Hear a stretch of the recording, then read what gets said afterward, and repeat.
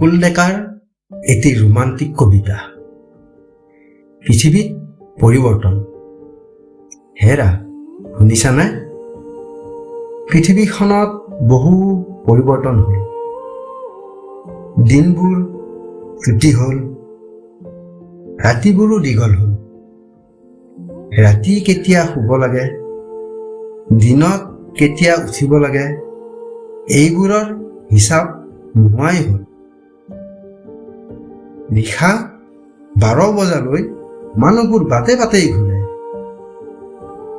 পুৱা 10 বাজিলেও বহুতে বিচনাই নেৰে। ছোৱালীবোৰে লং পেণ্ট পিন্ধে, চুলিবোৰো চুটিকৈ কাটে। ল'ৰাই পিন্ধে ফুলি খাৰু, দীঘলকৈ ৰাখে চুলি। ল'ৰাতকৈ ছোৱালী ড্ৰাইভাৰ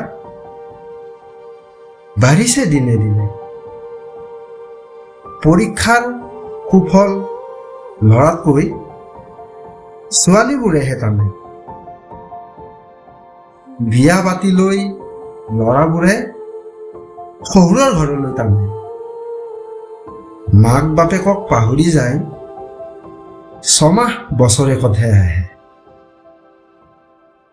বজাৰত বাঢ়িল বস্তুৰ দাম, সলনি হ'ল বস্তুৰ নাম।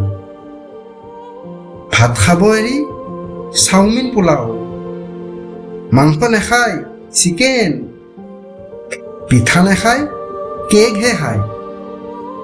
অনলাইনত কৰে বজাৰ। মাতিবলৈ বেয়া পায়, কলিং বজায়, তেহে গৃহস্থ ওলায়। বজাৰলৈ নাযায়, শ্বপিং কৰে। দোকান গুচি মল হ'ল। মা দেউতাৰ নাম সলাই মামী পাপা হ'ল। শিক্ষকে নপঢ়ায় ল'ৰা ছোৱালী, টিচাৰ ষ্টুডেণ্ট হ'ল। আমাৰো দিনে বয়স বাঢ়িছে, ককা নহৈ আমিও কিজানি অল ফাদাৰেই হম। যুগৰ পৰিৱৰ্তনে সকলো সলায়, শুধৰণিৰ বাটে যাবলৈ নাচায়।